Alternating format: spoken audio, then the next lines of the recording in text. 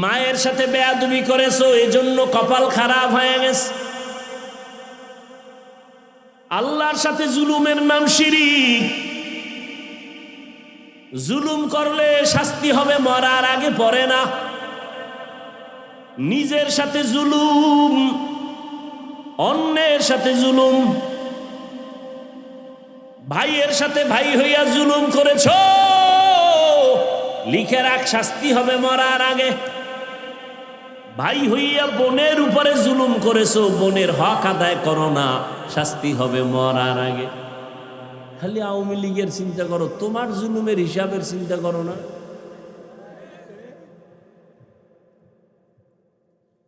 এখনো যারা জুলুম করে সব বিচার মরার পরে না আগে। রসুলের হাদিস 100 বিশ্বাস নিয়ে বলতেছি, তুমি মা বাবার উপরে জুলুম করেছো, বিচার মরার আগেই হবে, লিখে রাখো। অনেক মা বাবা সন্তানের হক আদায় করে না, জুলুম করে। 5 মাইয়া পোলার সম্পদ একটারে দিয়ে দেয় গোপনে, এরকম আব্বা আছে না নাই? মরার আগে বিচার হবে। আসলে বিচার হয়, আমরা টের পাই না। কোনো অন্যায় নাই, হঠাৎ করে আমার বাচ্চাটার পাও ভাঙলো কেন? কয় তুই জুলুম করছো, তার বিচার শুরু। দোকানে আগুন লাগছে কেন? কয় জুলুম করছো, তার বিচার শুরু। ও যুবক, বারবার যুবকের আমি টার্গেট করে কথা বলি কেন? আমার নবী বলেছেন যুবকের দ্বারা মুহাম্মদের উপকার হয়েছে, আর এই জমিনে যুবকরাই এ জাতির পরিবর্তন নিয়ে আসবে। ও পর্দার আড়ালের আম্মা জানেরা, আপনাদের সন্তানগুলোর আদর্শ চরিত্র ভালো হতে হবে। একটা যুবকের আদর্শ দ্বারা সম্ভব গোটা দুনিয়াকে সুন্দর করা। আকাশেতে লক্ষ তারা, এক চাঁদের আলো। লক্ষ মানুষ থেকে একজন আল্লাহর প্রিয় বান্দা বান্দি ভালো। ও আল্লাহর গোলাম, আমি যে আপনাদের যত বয়ান দিয়ে বুঝাইতে চাই, আপনারা কি বুঝতেছেন আমি জানি না, বুঝি না। আমি কি বুঝাইতে চাই, স্কুলে যারা পড়েন, আমি কিন্তু এখানে কাউকে হুজুর বানাবার বয়ান করি না। আমি আপনাদের আমার মতো দাড়িওয়ালা পাগড়িওয়ালা বানাবার বয়ান করি নাই। আমি কিন্তু আপনাদের স্কুল থেকে মাদ্রাসায় ঢুকার পরামর্শ একবারও দেই না। আমি আপনাদের বয়ান দিয়ে বুঝাইতে চাই, স্কুলে পড়ো আলহামদুলিল্লাহ, কলেজে যারা পড়ো আলহামদুলিল্লাহ, চাকরি করো বাধা নাই, ব্যবসা করো বাধা নাই, চরিত্রটা সুন্দর করো, জীবনটা সফল করো, মা বাবার দোয়া নিয়ে চলো, ওলামায়ে কেরামের পরামর্শ নিয়ে চলো। তুমি ডাক্তার হলেও তোমার জীবনটা সফল। ও আল্লাহর বান্দারা, এজন্য লাগবে আল্লাহর ভয়। আল্লাহর ভয়ের মূল অর্থ হলো গুনাহ থেকে নিজেকে বাঁচাও। চোখের গুনাহ থেকে চোখের হেফাজত করো, হাতের গুনাহ থেকে হাতকে বাঁচাও।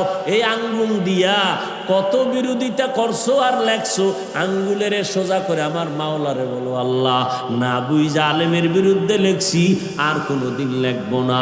আমার লেখার দ্বারা তো আলেমের ক্ষতি হয় না, উল্টা আমারই ক্ষতি হয়, গুনাহ হয়, মানুষ আমারে খারাপ জানে। এই চক্ষু দ্বারা কত বেগানার দিয়ে তাকাইলাম, আব্বা আম্মার দিয়ে তাকাইলে সওয়াব, মা বাবার দিয়ে ভালো নজরে তাকাই নাই। ও আল্লাহ, তোমার কোরআন দেখবো সওয়াব, একবারও তোমার কোরআনটা দেখতে পারি নাই। ও আল্লাহ মাফ করে দাও, এই চোখের দ্বারা আর গুনাহ দেখবো না, নেক দেখবো, সওয়াবের আমল দেখবো। ও আল্লাহ, এই জবানের দ্বারা কত গালি দিছি আমার ভাই বোন আপনজনেরে, আজকে থেকে আর গালি দিব না, নবীর তরিকার মানিয়া চলবো, সুন্নত অনুযায়ী চলবো। ও দুনিয়ার যুবক বাবারা, এই দুনিয়াতে যত যুবকের সুন্দর ইতিহাস দেখো, সবার পেছনে একমাত্র পুঁজি হলো সুন্দর চরিত্র। আল্লাহর বান্দা যুবক মানুষ, বিয়ার বয়স পার হয়ে গেছে, বিয়া করে না। বড় ভাই ছোট ভাই বিয়া করিয়াই ফেলাইছে। ছোট ভাই বিয়া করিয়া বড় ভাই রে কয়, তুমি কি করবা না? আমি তো করব, আল্লাহর হুকুম, কিন্তু এ জমিনে আমি যে মেয়ে চাই সে মেয়ে নাই। ছোট ভাই মনে মনে ভাবছে আমার ভাই বোধহয় সম্ভ্রান্ত পরিবারের ডানা কাটা পরি চায়। ডানা কাটা পরি, ডানা কাটা পরি বুঝেন তো? মানে আপনার ঘরে আসার পরে ওর কামি হলো শুধু ডানা কাটবে, আপনার মায়েরটা কাটবে, আপনার বাবারটা কাইটে দিবে, শেষে আপনারও জুতার বাড়ি দিয়ে বিদায়। এলো ডানা কাটা পরি। যেই মেয়েটা তোর সাথে কসম খাইছে তুই আমার, ভেবে নে আরো 13টার সাথে কসম খাইছে। আল্লাহর সাথে জুলুম হলো শিরিক। এক আল্লাহ আছেন, তিনি রিজিকের মালিক, আর কেউ রিজিকের মালিক নাই। তিনি হায়াতের মালিক, আর কেউ হায়াতের মালিক নাই। তিনি সম্মান দেয়ার মালিক, আর কেউ সম্মান দেয়ার মালিক নাই। যদি কেউ মনে করে অন্য কেউ সম্মান দিতে পারে, রিজিক দিতে পারে, মনে করার নাম শিরিক। যারা মনে করবে তাদের নাম মুশরিক। আল্লাহ কোরআনে বলেন মুশরিকদের জন্য জান্নাত হারাম। ওমাই ইউশরিক বিল্লাহ ফাকাদ হাররামাল্লাহু আলাইহিল জান্নাহ। এরে নবীর উম্মতের দল, নিজের সাথে জুলুম মানি। ওই যে একটু আগেই হাদিস দিয়া বয়ান করে দিছে, এটা যেই কাজের জন্য আল্লাহ হাত বানাইছেন ওই কাজে হাত ব্যবহার না করা হাতের জুলুম। যেই কাজের জন্য আল্লাহ চোখ বানাইছেন ওই কাজে চোখ ব্যবহার না করার নাম চোখের জুলুম। অন্তর দিয়া যেই কল্পনা করতে আল্লাহ বলেছেন এর বিপরীত লাইনে কল্পনা করার নাম অন্তরের জুলুম। কিয়ামতের ময়দানে অন্তরেরও বিচার আমার আল্লাহ করবেন। কোরআনের ঘোষণা, ইন্নাস সামআ ওয়াল বাসারা ওয়াল ফুআদ কুল্লু উলাইকা কানা আনহু মাসউলা। ও যুবক বাবারা, বৃদ্ধ বাবাজিরা, পর্দার আড়ালের আম্মা জানেরা, বোনেরা, কয়দিন আর দুনিয়াতে বাঁচবা? ও বাবাজি, এখনো সময় আছে, তওবা করেন। আল্লাহর মোহাব্বত আর ভয় অন্তরে জমা করেন।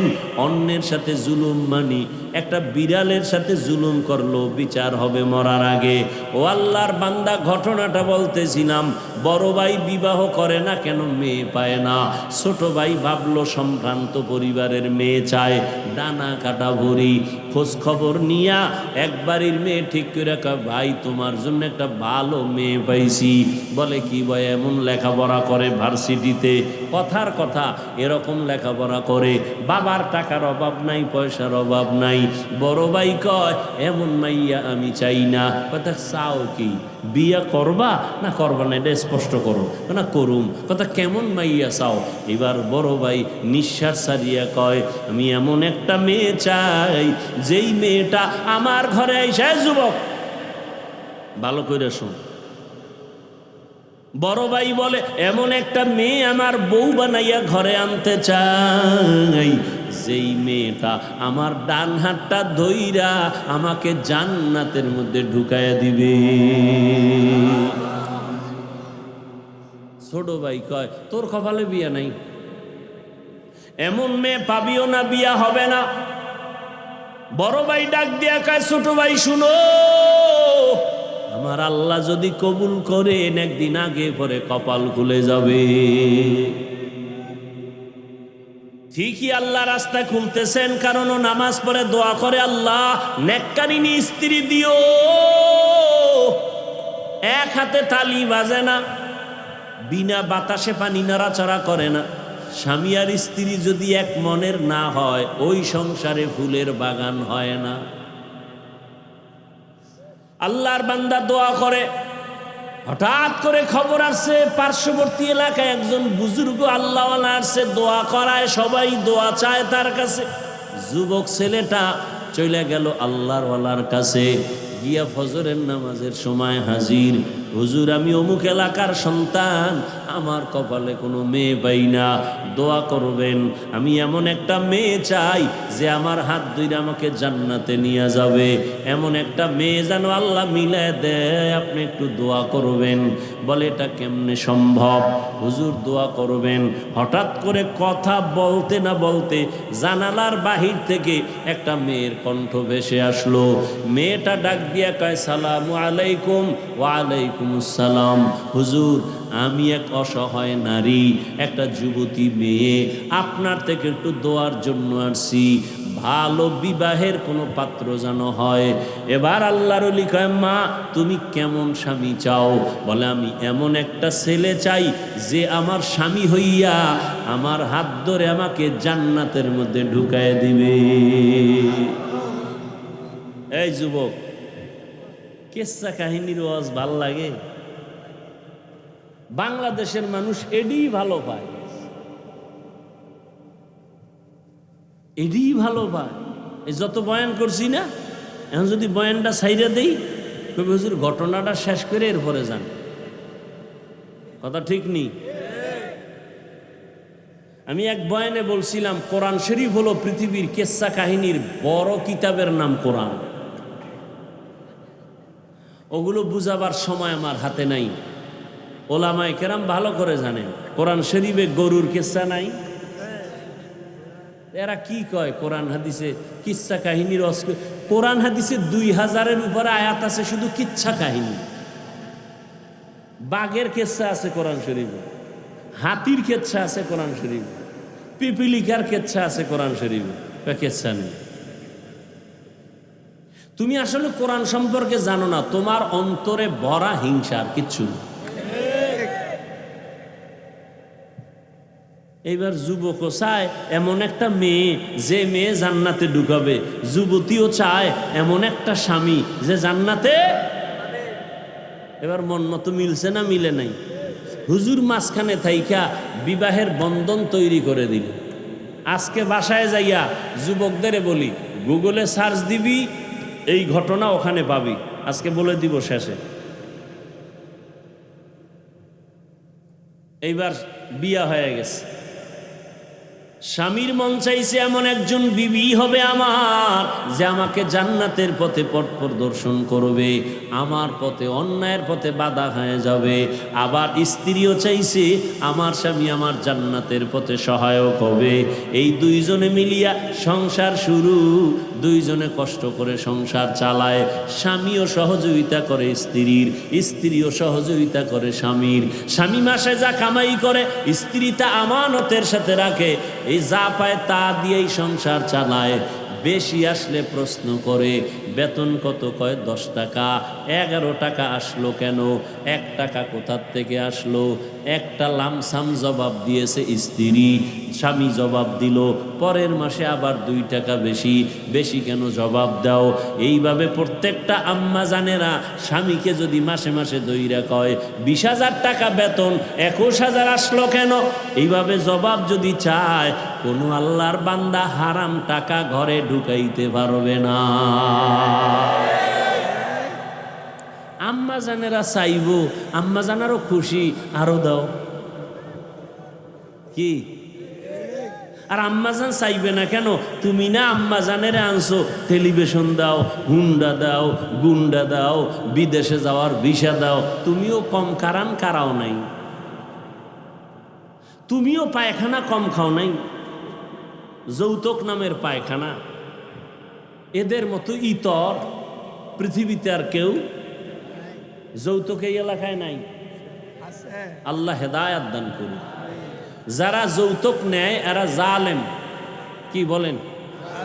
জুলুমের বিচার মরার আগে না পরে? লিখে রাখেন। যৌতুক যারা দেয়, যৌতুক যারা নেয় তারাও জালেম। যৌতুক আল্লাহর আইনও হারাম, দুনিয়ার আইনও হারাম, অবৈধ। ও যুবক, তোমার হাত আছে, কামাই করে নিজে খাও, বউরে খাওয়াও, আপনজনরে খাওয়াও। তুমি শ্বশুর বাড়ির থেকে ভিক্ষা করে আনবা কেন? তুমি একটা প্রতিজ্ঞাবদ্ধ হও, কয় হুজুর আমি হইলে কি হইব, আব্বাই তো মান্নত কইরা লাইছে, অন্তে আনবেই। এই জন্য কোরআন শরীফের 67 নম্বর আয়াত সূরা আহজাবে আছে, প্রত্যেকটা সন্তান মা বাবার বিরুদ্ধে আল্লাহর আদালতে মামলা দিবে। কোরআন শরীফে আছে।